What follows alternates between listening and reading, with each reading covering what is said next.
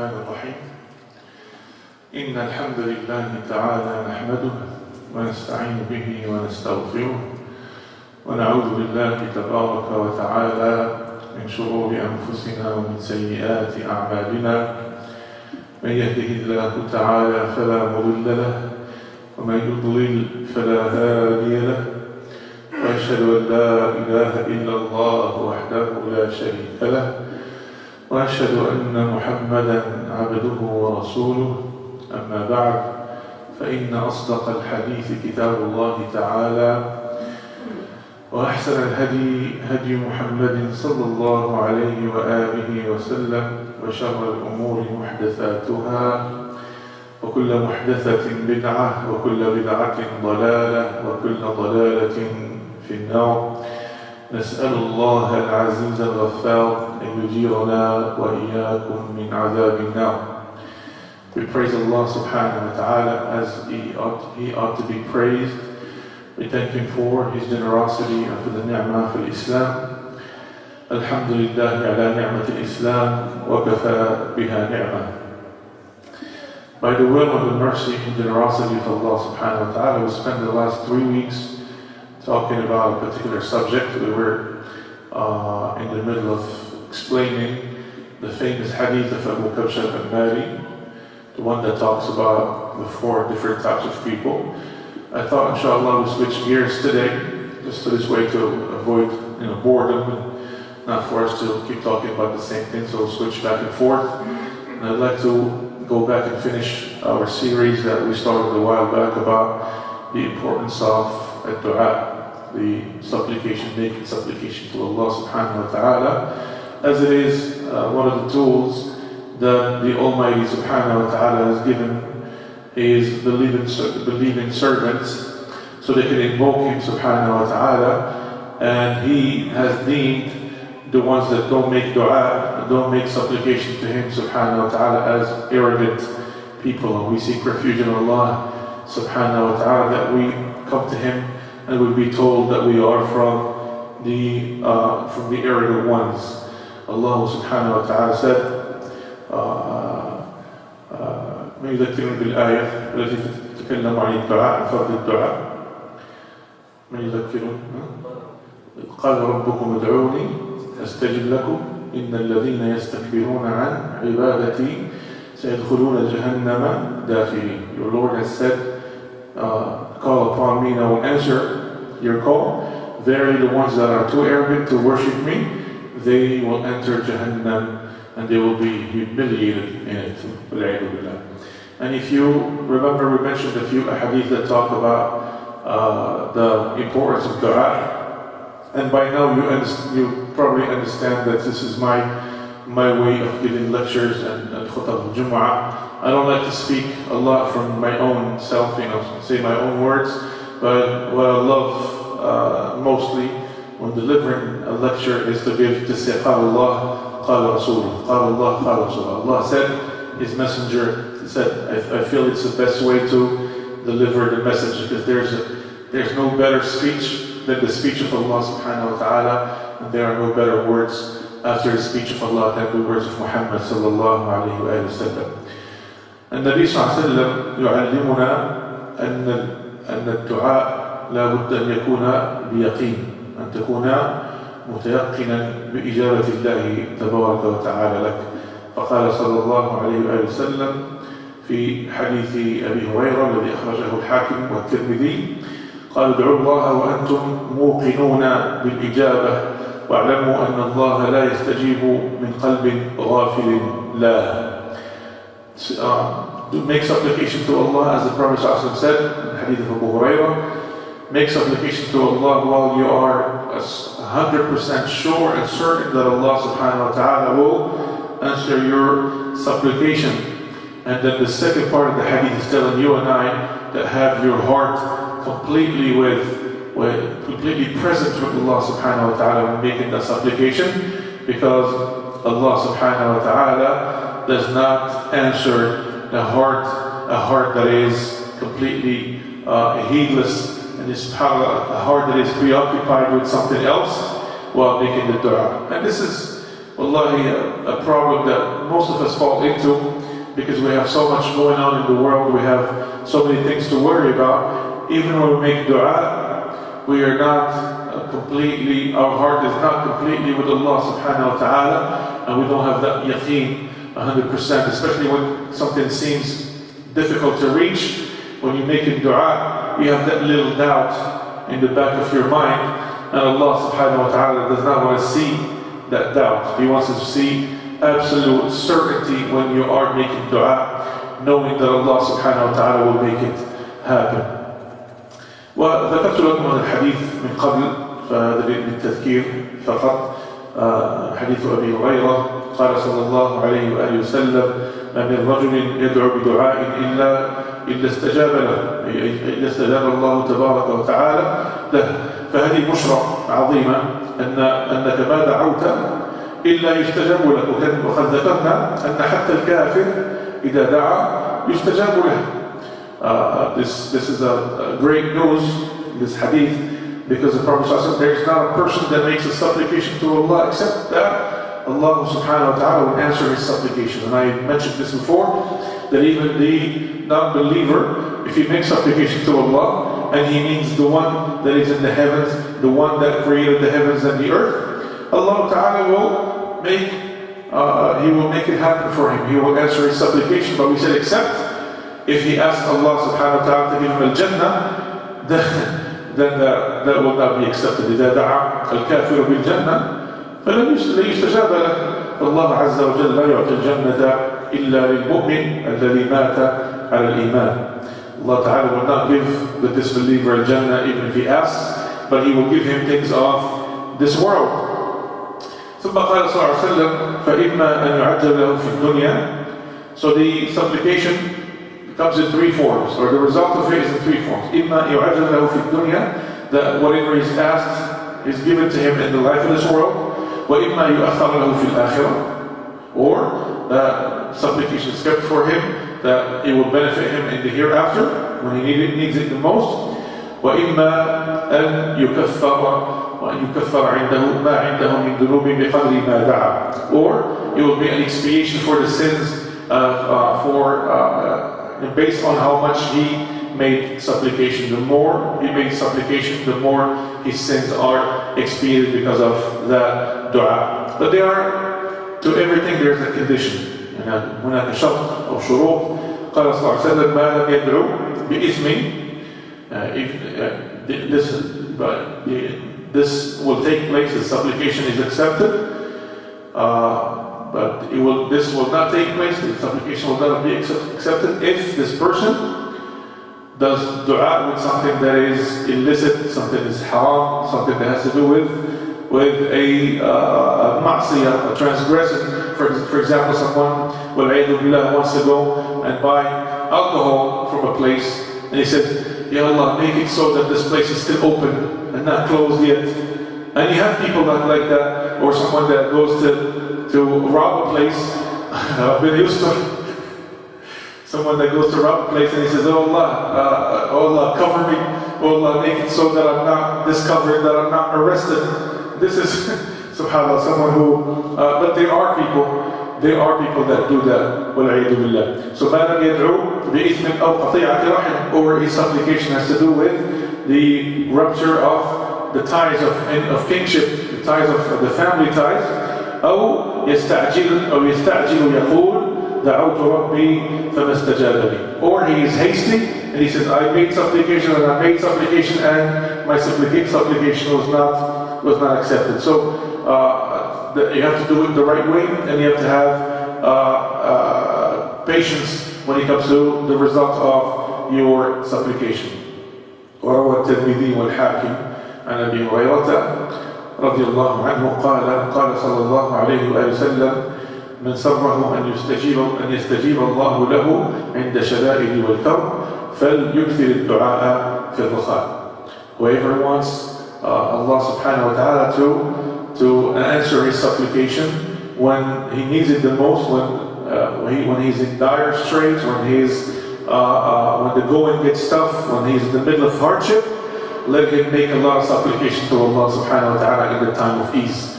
And this is wallahi a rule that we all have to remember. Whenever you are in the time of ease, this is the time that you make the most supplication.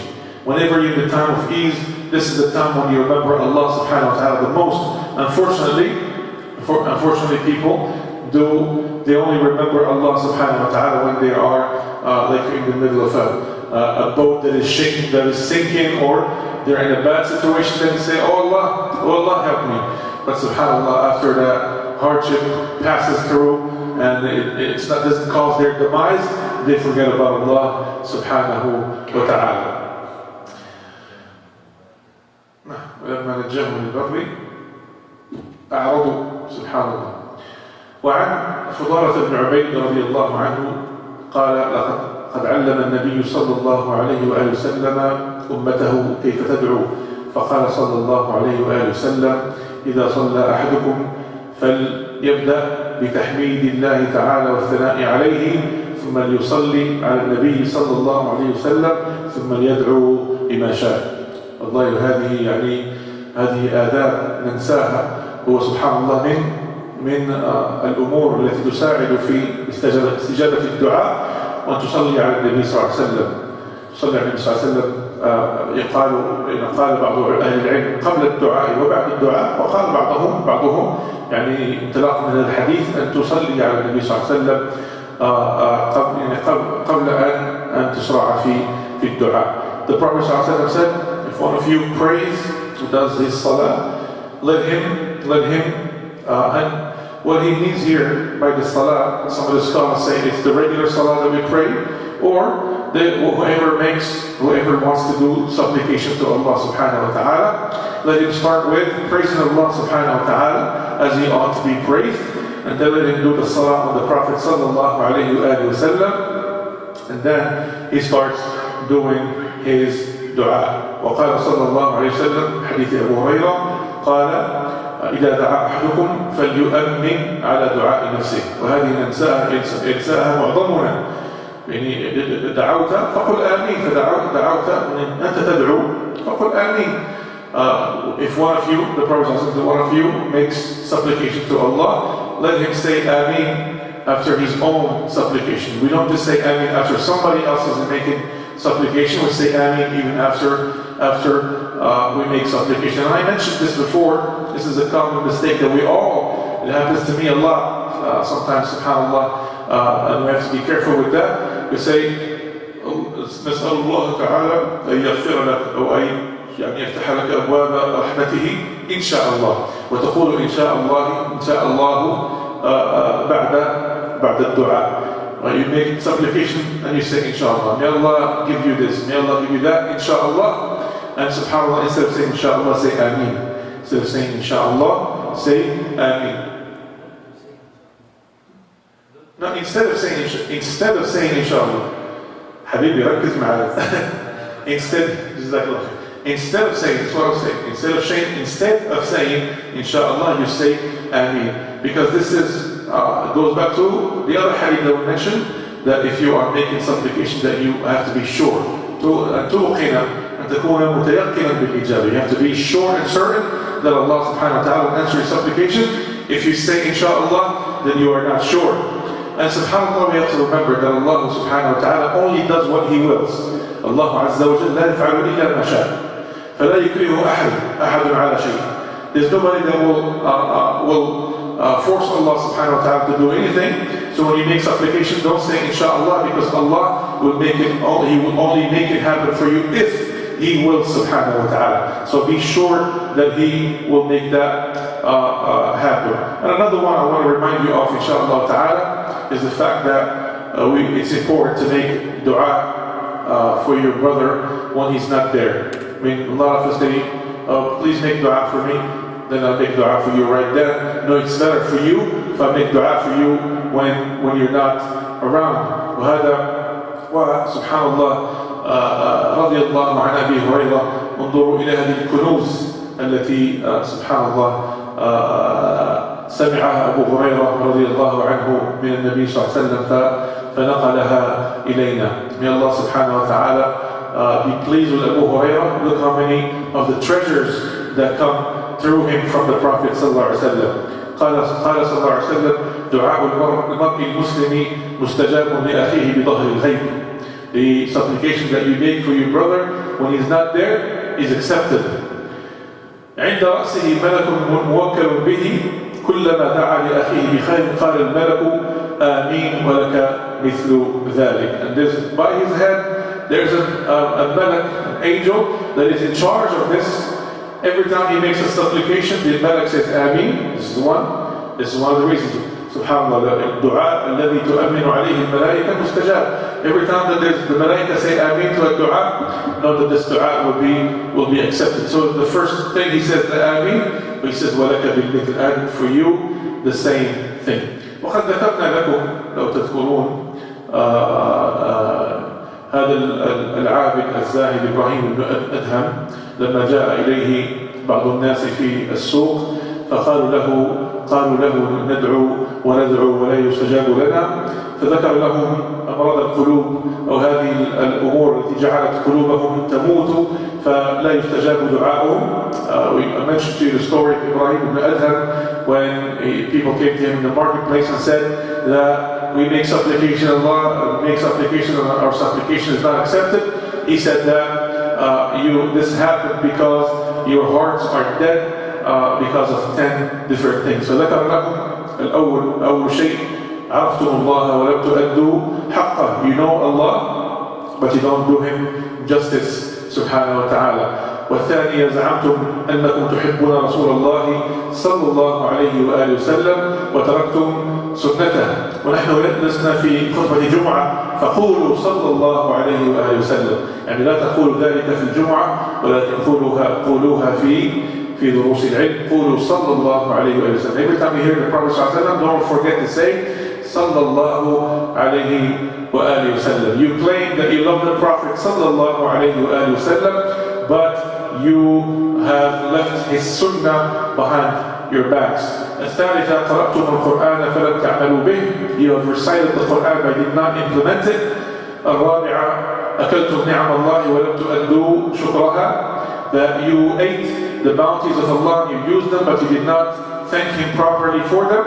الخامسة قلتم أن الشيطان عدو لكم ولم تخالفوه. You said that the shaitan is your enemy but yet you went along with him. السادسة قلتم أن الجنة حق ولم تعملوا لها. You said that the Jannah is the truth but you did not work hard enough to get to it.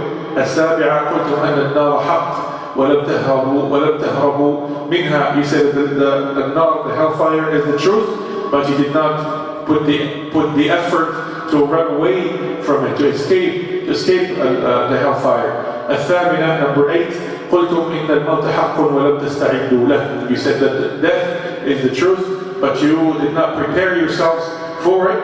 والتاسعة, وهذا سبحان الله مرض قد تفشى في الأمة, انتبهتم من النوم فاشتغلتم بعيوب الناس ونسيتم عيوبكم.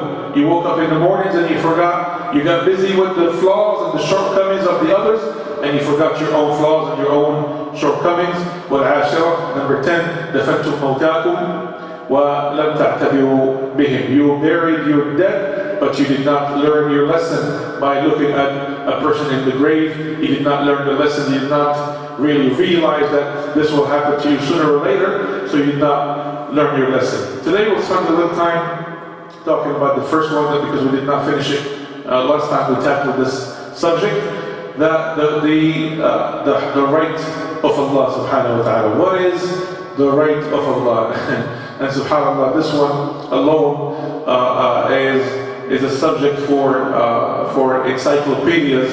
The scholars of Islam have written so many volumes and volumes about the right of Allah, since it is the reason for our creation. Allah subhanahu wa ta'ala created the heavens and the earth and created the dwellers of the heavens and the earth for one reason and one reason only, for Him subhanahu wa ta'ala to be worshipped and not to have any partners be taken with Him. And this is what is called at-tawheed. At-tawheed, ya ikhwah, at-tawheed. This is the one thing that we cannot mess with. This is the one thing that you cannot have be taken away from you. This is the one thing that you don't want to have be tainted by anything. هذا التوحيد هو الشيء الذي يجب أن يعني سبحان الله يتمسك به الإنسان وألا تشوبه أي شوائب سبحان الله.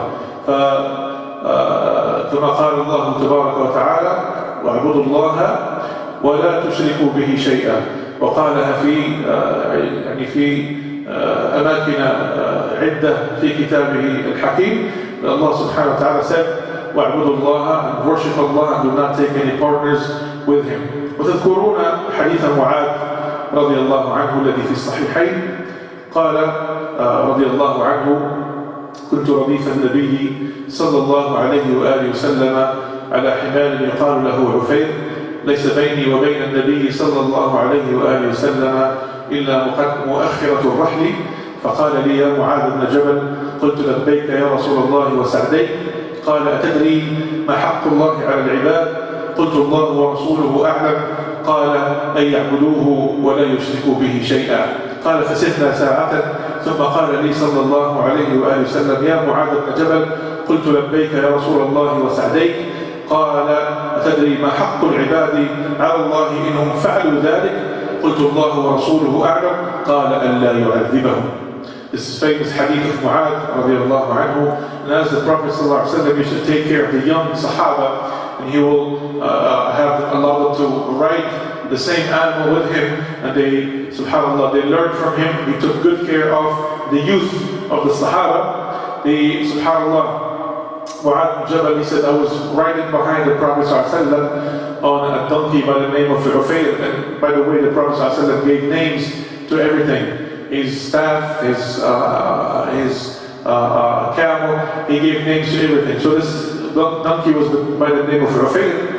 He said, the only separation between myself and the Prophet ﷺ is the rear of the saddle. Then he said to me, Ya Mu'adh ibn Jabal, O Mu'adh ibn Jabal, do you know what is the right of Allah? And he said, I said, Labbayka, Ya Rasulullah wa Sa'dayk.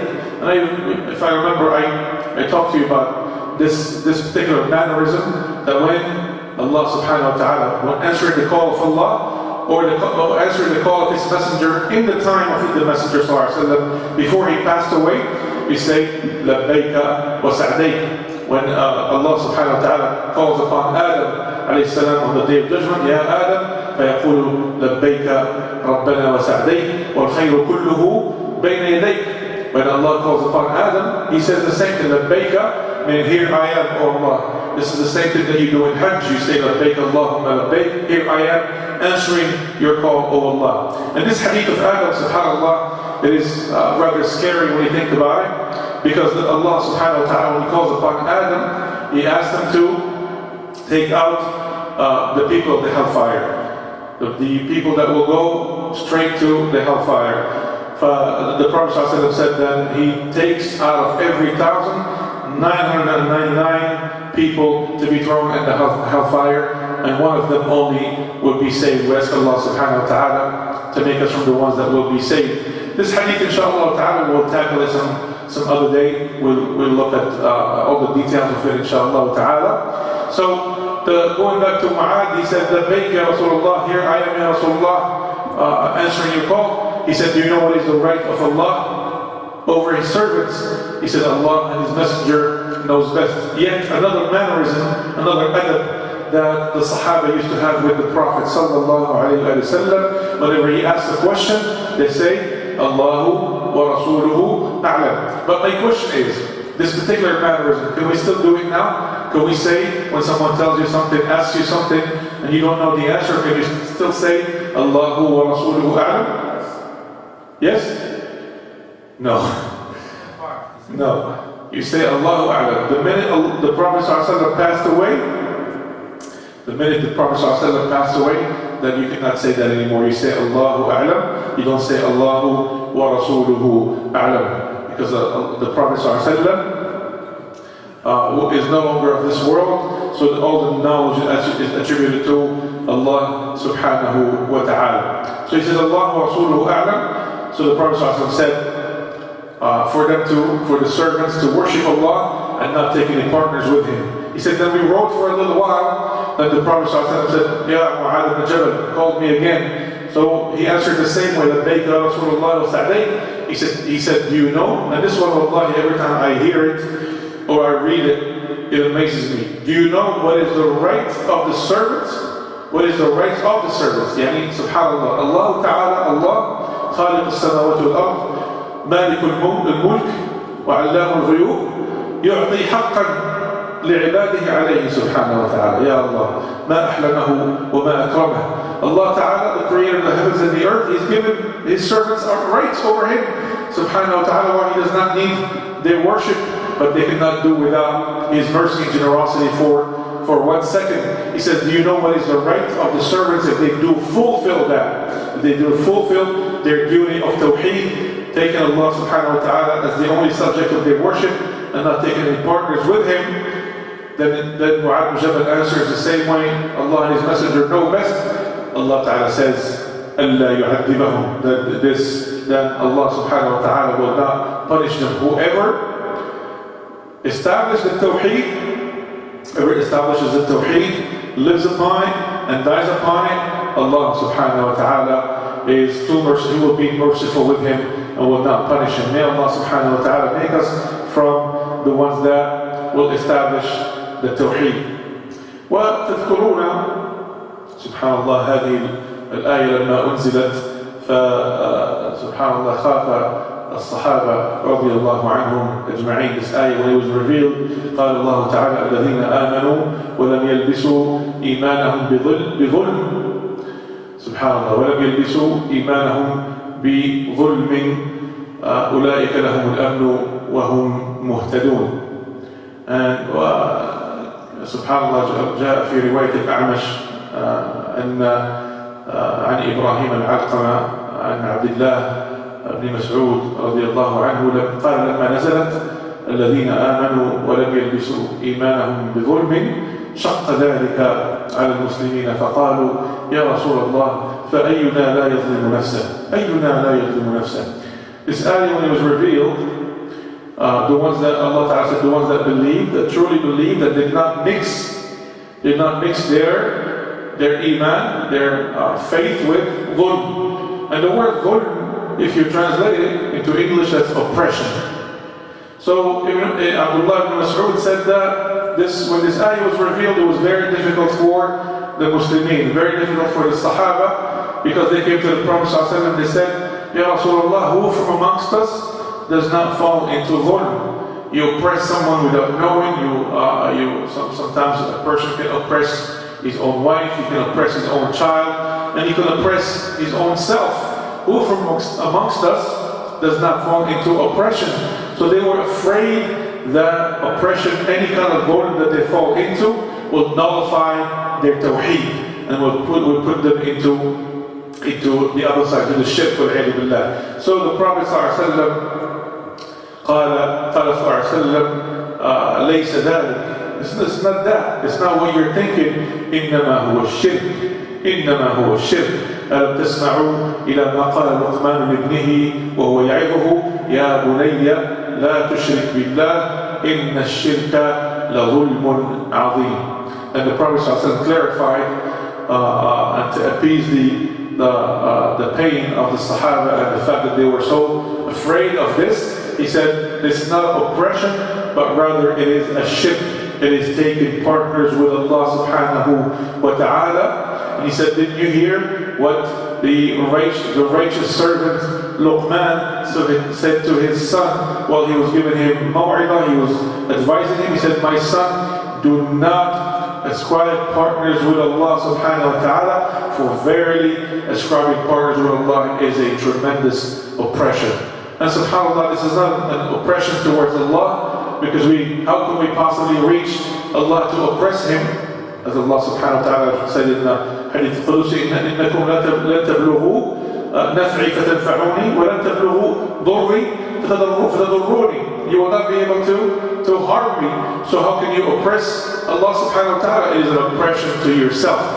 Whoever commits shirk has committed an oppression against himself. May Allah subhanahu wa ta'ala keep us away from the oppression. فالتوحيد سبحان الله هو الذي ينجي من عذاب الله تبارك وتعالى. هو الذي يخلص العبد يوم القيامة يوم لا ينفع مال ولا بنون إلا من أتى الله بقلب سليم. Whoever comes to Allah subhanahu wa ta'ala with full tawheed, he will have a chance for safety and he will have a chance for security. But whoever has mixed his tawheed with shirk here and there, whether it is big or small, he, subhanAllah, he will come to Allah subhanahu wa ta'ala being in tremendous fear, wal-'iyadu billah. And as you know, subhanAllah, people nowadays, they run in the life of this world while their heart is completely with the things of the life of this world. And every time something good comes their way from the life of this world, they think that they have won and triumphed. While Allah subhanahu wa ta'ala has told you and I that the only triumph is what? What is the only triumph that a person can triumph and win? Is to be removed from the hellfire and be made to enter al-Jannah. قال تعالى كل نفس ذائقة الموت وإنما توفون أجوركم يوم القيامة فمن زحزح عن النار وأدخل الجنة فقد فاز وما الحياة الدنيا إلا متاع الغرور.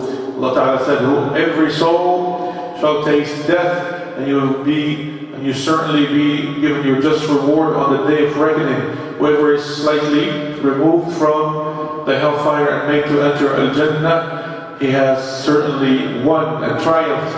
And the life of this world is only channels of vanity. وقد ذكرنا وشرحنا فيما مضى هذه مسألة الزحزحة.